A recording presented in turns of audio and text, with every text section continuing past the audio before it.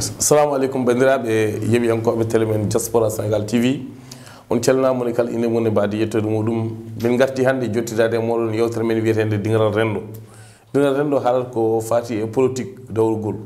hannde en jogui beele mawɗo bismade jaɓɓade musidɗo meɗen ko leader mawɗo e politique dillowo e développement ene jeeya e nder département Podor wuuro no wiye Wasataki e nder commune Bokke Jalluɓe baydi an haɗam woɗude e présentation o calmina bandiraɓe yeɓiyankoɓe. eyyi ceerno Aliou mi salmini auditeur uji ɗi foof mi salmini illeñol ngol globalement wonɓe ɗo e wuuro ngo mais aussi wonɓe caggal leydi tawde gonɗen koye programme télé mo ganduɗa en fait no sari un peu partout à travers peut-être YouTube salminde bandiraɓe foof wideɓe jalti e korka yo Allah hokken vraiment ko duwa ko rewa Allah hokken ɗum jaabe dowa jaabe yo Allah hokku Sénégal kadi vraiment ndejre voilà et toujours ɓamtare nde gonɗen nde yo Allah no ɗum yeeso sécurisé no feewi baydi an to Wasataki e nder département Podor ka conseiller départemental mo Podor so yam baydi an noon e nder département Podor wiye Ablaye Daouda Diallo maire commune Bokke Jalluɓe conseil départemental mo Podor mo gonɗa o so tawi a wiyama ya sifono bandiraɓe holno conseil départemental Podor wayi. eyyi ceerno Aliou conseil wonde élu départemental ko jeeyede e conseil départemental mo Podor ina wayno ko élu local dal c'est hande o aɗa andi no waɗi commune mais no waɗi département aussi e nder peccugol politique ngol administrativement ko département et commune maintenant les élections municipales en fait nela ƴeewata ko guure ɗe holɓe manti hen pour véritablement wadde parti ji mbaɗa men e listuji men afin que mbaɗa représenté guure ɗe soit e nder commune soit au niveau départemental kala ko fayi e développement guure ɗe surtout conseil départemental ko ɓamta tan yaani donc ces élus qui sont wonɓe toon ɓe en fait devoir mabɓe ko miijanade en fait politique départementale et secteur aji ɗi ganduɗa hande o kofi ɗum Wasataki koye nder commune mo Bokke Jalluɓe maire ministre Ablaye Daouda Diallo ko oɗo woni deuxiéme makko mandat e nder commune mo Bokke Jalluɓe koye nder commune mo Bokke Jalluɓe gonɗa koye base politique en tant que leader politique et base politique Ablaye Daouda Diallo so tawi a namdama au premier mandat 2014 ha o fewon mandat o investisseur aji mbaɗaɗi e nder commune Bokke Jalluɓe Ablaye Daouda Diallo ko mbaɗo e bandiraɓe eyyi ko bellam no feewi e wiide arde ɗo e wallodirde maɗa pour sakkude peut être ko woni bilan ministre maire commune Bokke Jalluɓe Ablaye Daouda ne wayno en tant que maire duuɓi ɗi min gonɗon ɗi fof aɗa andi ko mandat o heew ko mandat mo ganduɗa no waɗa prolonge ɗo min gonnorma on 7 ans 2021 donc hitande foof sukaɓe janggoɓe mbaɗat accompagné ɗum ko naturellement kala commune mbaɗa organisé o donc kala ko fayi ko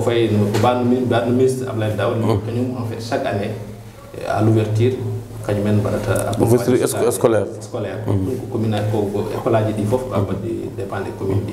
donc on banggue o waɗi hen ko heewi en dehors de wadde dote sukaɓe ko janguiri sakuji ha e fourniture mais ina wayno en fait côté éducation sa ƴeewi ko les grands axes tan guure mawɗe ɗe surtout gonɗe dow tali joguino en fait école aji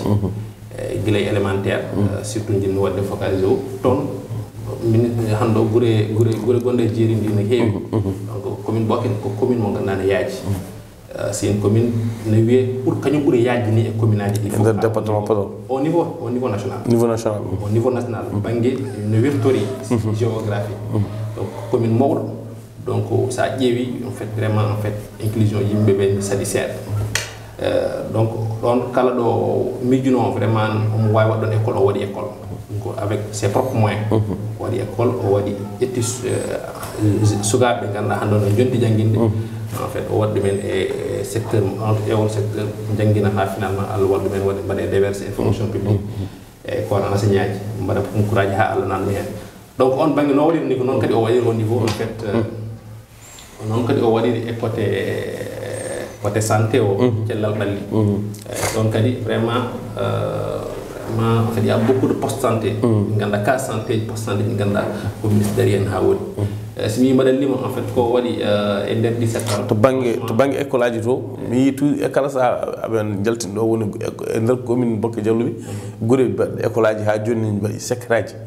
ɗum ɗen gure ko woɗɗude heeɗi ma heeɗe walla ko fomde population eyi ɗum en fait naturellement en fait waɗani négatif aɗa andi yimɓeɓe keewi wiide abri provisoire nana ɗum en fait mbaɗa ɗum dénigré surtout l'opposition mais wona quelque chose de mauvais aɗa andi abri provisoire éducation jogui politique wona hande o partout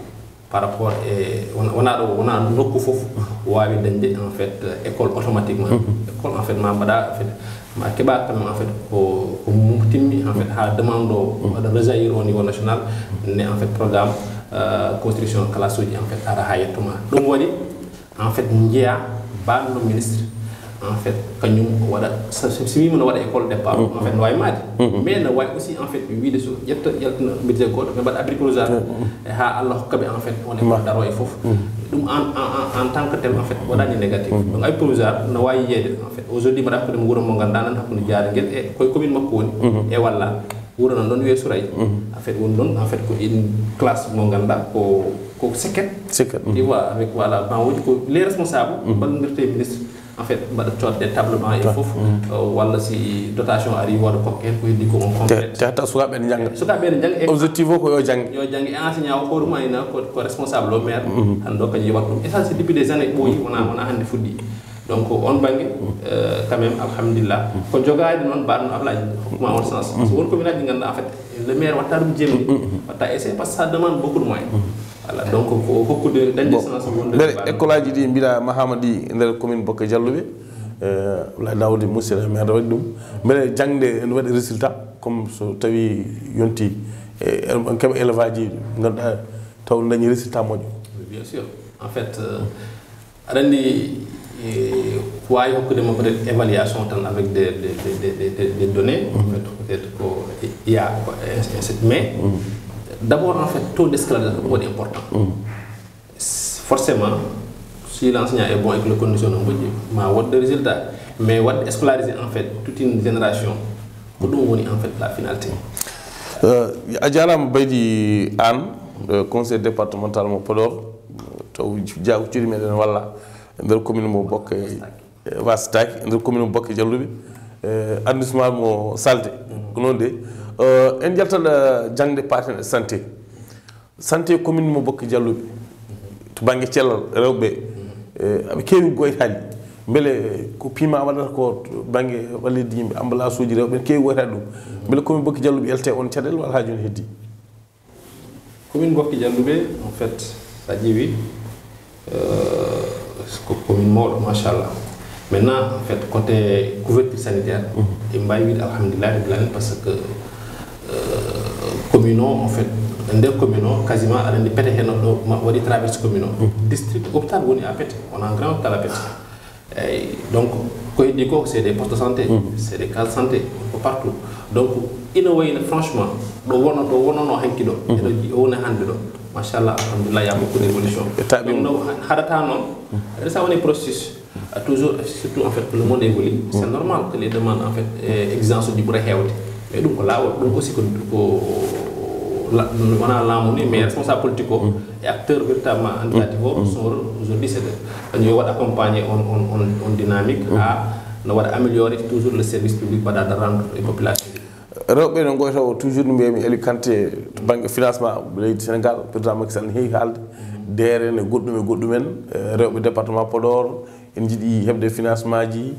mais ɓe keɓani holno ɗum yaari en tant que ministre ɗo ministre nan ɗo franchement alhamdulillah o waɗi hen ko heewi mais o wona kanko tan on a aussi un autre ministre nane département o ko Cheikh Oumar Anne voilà donc en fait département alhamdulillah waɗɗote o mais en dehors des ministres combien de directeurs on a beaucoup de directeurs dans le département donc alhamdulillah wiyete et c'est ɓe kamɓe fof sa ƴeewi en fait ƴettu tan hannde a haalinani haala pima ƴettu Moussa Sow mais Moussa Sow aussi en fait jeeya koye on arsenal des responsables politiques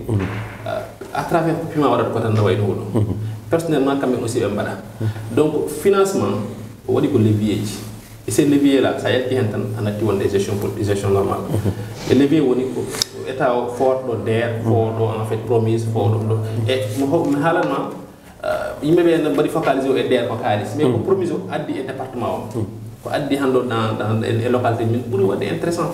e DER par ce que hokkata ko kañum hokkata kaalis mais hokkatma carte ko bien carrément mo liggoriɗa woni soit une machine à coudre soit ko congélateur soit aussi ko motocycle par ce que sukaɓe heɓen han ɗon nan e nder département o département ji fof nan donc des tricycle ganduɗa ko promise to tiri donc on côté sa naati hen avec des données visiblement on ko ali ala Cheikh Oumar en calminimo monsieur le ministre en calli kadi mo ganduɗa kañum coordinateur national de PIMA Moussa Sow yetta Sow arin toon département Podor waɗino promettre rewɓe département Podor financement caggal ɗum e nder haala makko wini rewɓe ma formé so formama gasima keɓ financement on financement walla on formation holɗo yarata walla ɗum ko waɗi teɓ conseil départemental non mi salmina honorable en passage honorable député Yetta en fait ko leader franchement parce que vraiment depuis que vraiment après au pouvoir c'est une dame véritablement qui est là et mbaɗa andi elle dirige bien la chose parce que omo yaha e responsable uji o wiide men en fait yo gaddu de leur poste de financement pour rewɓe et ça waɗi watti voilà waɗi vraiment à deux reprises voilà des financements de 50 millions no jaltine pour rewɓe pecca mais ɗum ko responsable uji koye men powate ɗum so c'est des subventions ɗi mbaɗten tan tan meɗen mais au delà de ça no mbirumami ni en fait financement rewata koye cadre soit en fait rewɓe mbaɗa organisé wu ɗum o yiɗi mbaɗa mutualisé wu mais aussi mbaɗa formalisé wu ɗum waɗi financement ji jaltuɗi sa heeɓoyi mbawa naftorade je pense que on dynamique o yiɗnode réponse makko c'est une réponse très positive wona wiide en fait yo haalis tan fecce finalement a yiyata finalité kalis oɗon